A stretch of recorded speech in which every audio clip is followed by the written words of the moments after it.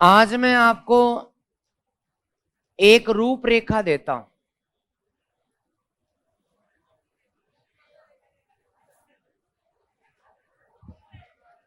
मध्यकालीन भारत की शुरुआत कब से होती है, कौन बताएगा?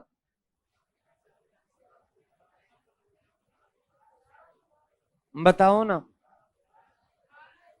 1200। मध्यकालीन भारत किसको कहते हैं दोस्तों? मुस्लिम शासकों का जो काल है वही मध्यकाल है। इसलिए इसका सही समय कब से शुरू होता है मैं नहीं जानता, बट मैं ये जानता हूं कि घटना नंबर 1, भारत में पहला मुस्लिम आक्रमण। तथ्य नंबर 1, भारत में या भारत पर प्रथम मुस्लिम आक्रमण कब हुआ बताओ?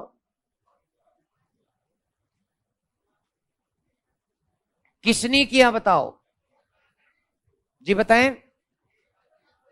शाबाश, कुछ बच्चों का सही है। ये आक्रमण ना तुर्कों ने किया था ना मुगलों ने किया था, ये अरबों ने किया। अरबों ने 712 में मोहम्मद बिन तुगलक, अरे बावली, मोहम्मद कासिम ने किस पर किया? सिंध पर किया। ठीक है, दूसरी बात सुनो तो सुनो। भारत पर प्रथम तुर्क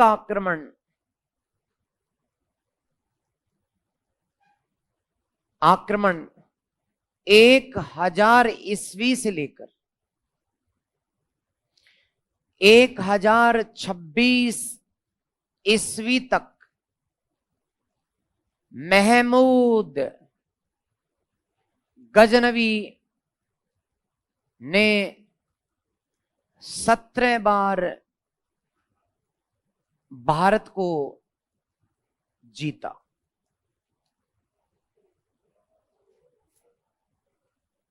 तो देखो, विजेता वो होते हैं जो जीत पहले ही निर्धारित कर देते हैं।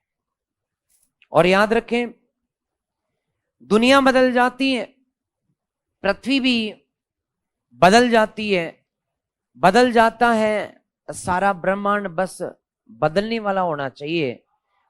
वीर वीर भोग्या वसुंधरा, ये पृथ्वी उन्हीं की है जो वीर होते हैं, जो इतिहास बदल देते हैं।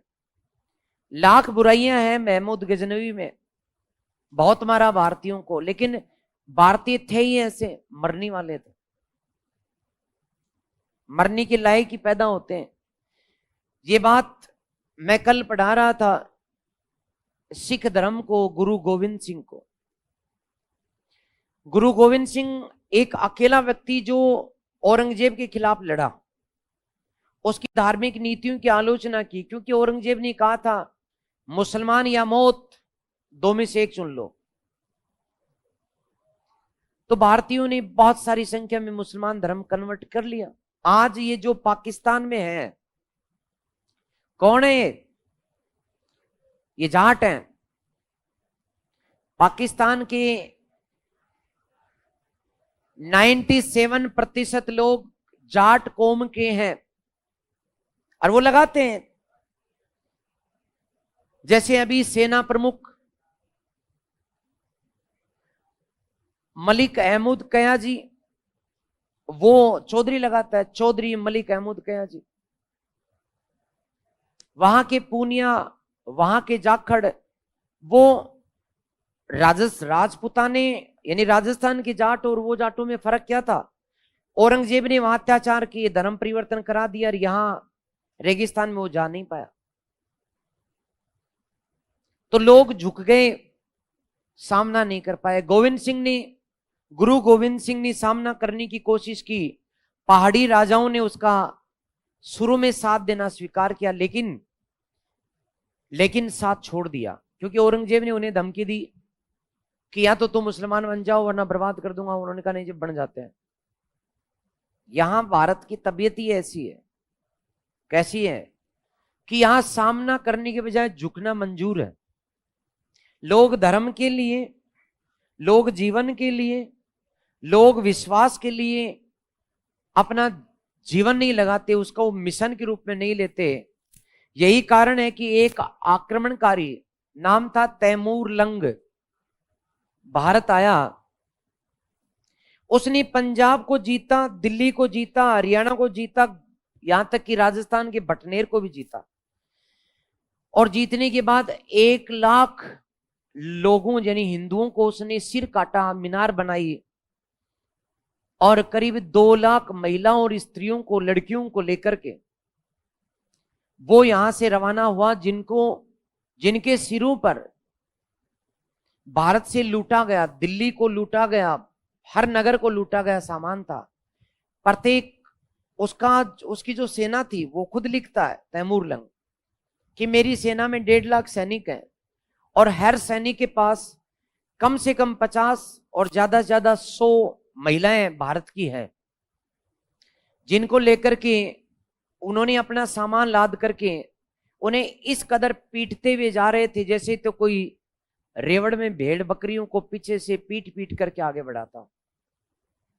उन्हीं का लूटा हुआ सामान, भारतीयों का सामान, भारतीयों के घर, उनके मर्दों को मारकर, उनके पिताओं को मारकर, उन्हीं के सिर पर अपना सामान लोड कर, और उन्हें ठोकते पीटते मारते, यहां तक कि 3-3 दिन तक भोजन नहीं देते।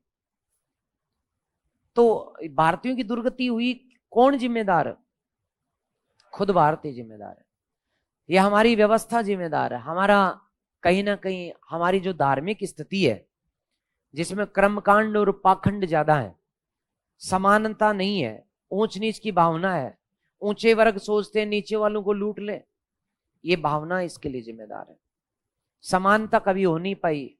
यहां किसी को किसी से मतलब नहीं था, इसलिए ऐसा हुआ कि इसने 17 बार भारत को जीता। जबकि ये जहां से आया था उन लोगों की जनसंख्या ही मात्र 11 लाख थी उस समय अफगानिस्तान की।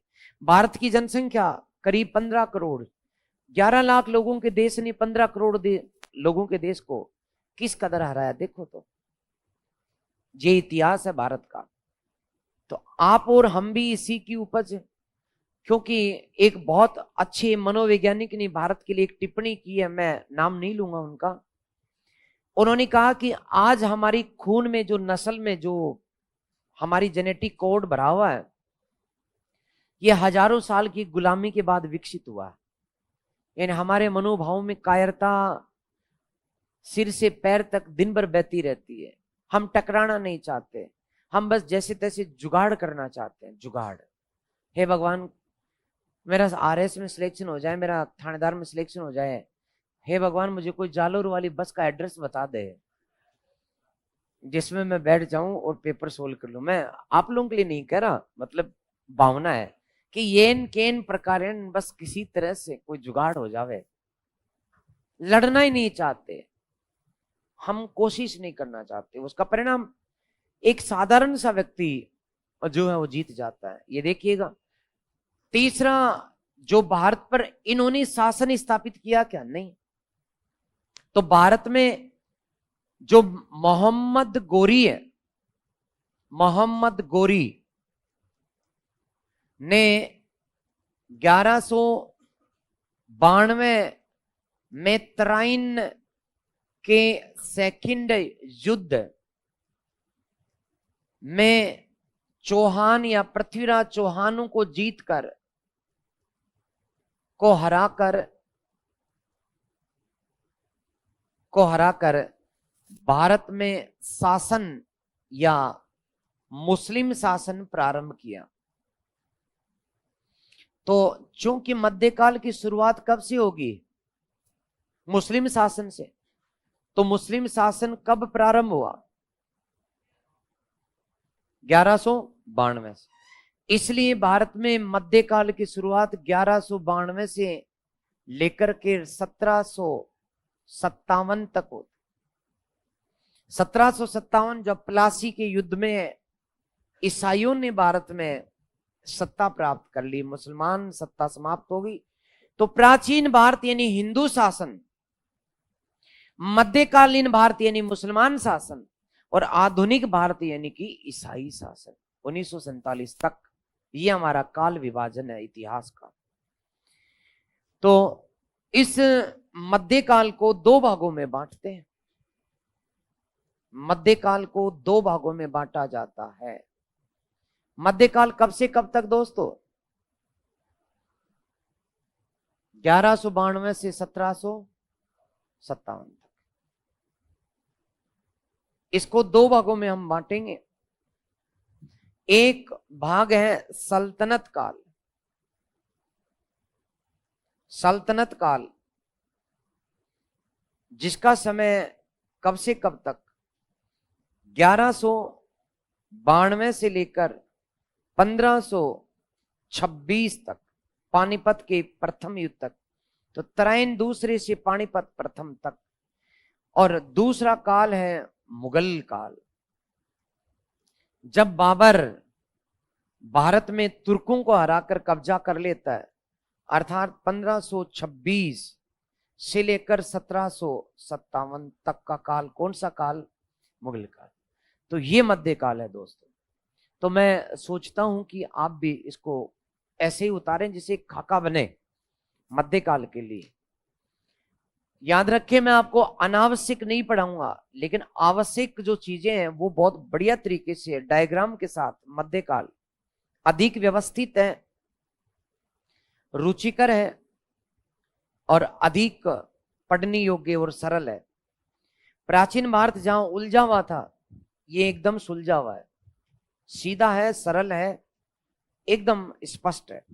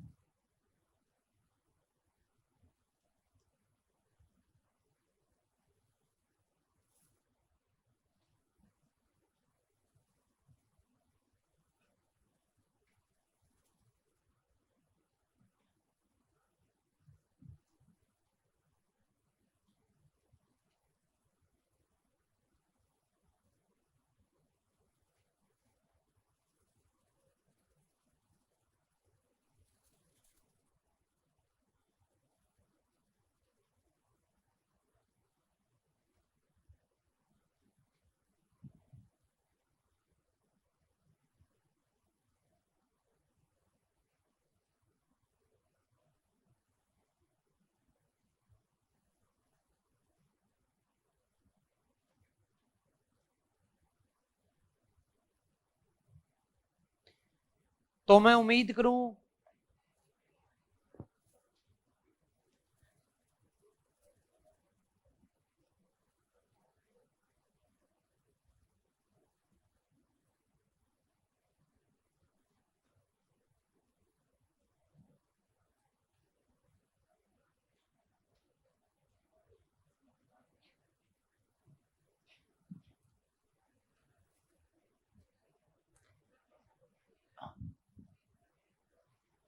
तो मैं उम्मीद करता हूं। ओके, तो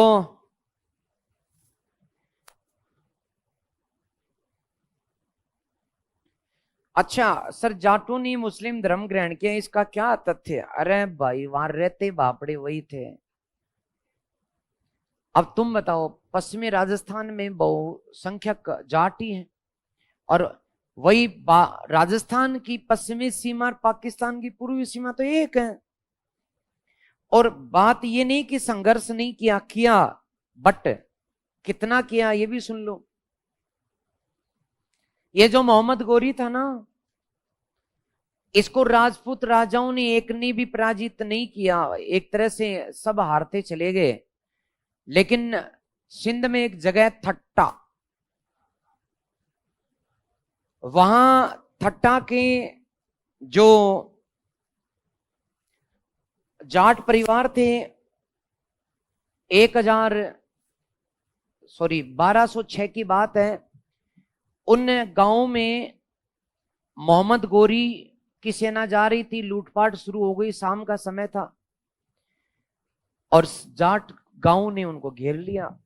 और जो मोहम्मद गोरी बड़ी बड़ी भारत की सेनाओं से नहीं आ रहा, उन 10-12 गांवों के जाटों ने उनको घेर घेर करके वहीं काट के फेंक दिया। समझ लो, तो मोहम्मद गोरी की मृत्यु जाटों के हाथों हुई है, ये बात सही है। ऐसा नहीं कि संघर्ष नहीं किया, लेकिन उतना जज्बात नहीं था, किया संघर्ष। ये आज जिनको हम सिख कहते हैं, ये कौन है? जाट हैं। बस वो अपने आप को जट कहते हैं। संघर्ष किया उन्होंने, नहीं स्वीकार किया। गुरु नानक ने अलग पंथ अपना लिया। बात वो नहीं है, ये क्षेत्रीय वो है। इसमें मैं कोई आलोचना नहीं कर रहा, कोई अपना दिल पर न ले, बट याद रखें एक बात को, पाकिस्तान के लोग अपने भाई बंधु हैं, उन्हें समझाना होगा, उन्हें बताना होगा। और ये नितांत आवश्यक है कि तुम्हारा हिंदुस्तान है, हमारा हिंदुस्तान एक है, तुम भी हिंदुस्तानी हो। धर्म को रखो साइड में। आप जाट हम जाट, राजस्थान के जाटों को उन्हें समझाना होगा। दूसरी, राजस्थान के जाटों की मजबूरी भी है। क्यों? क्योंकि लड़कियों की संख्या 900 के करीब ही बची, 1000 छोरों पर। और सुनो, पाकिस्तान में संख्या 1000 लड़कों पर 1113 है। समझ रहे हो ना?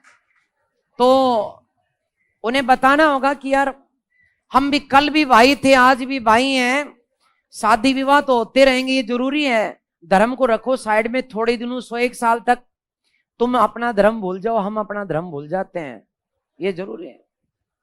मनाना समझाना बहुत जरूरी है। तो मेरी भावना ये थी, तुम इसको लेकर कहां चले गए? खैर,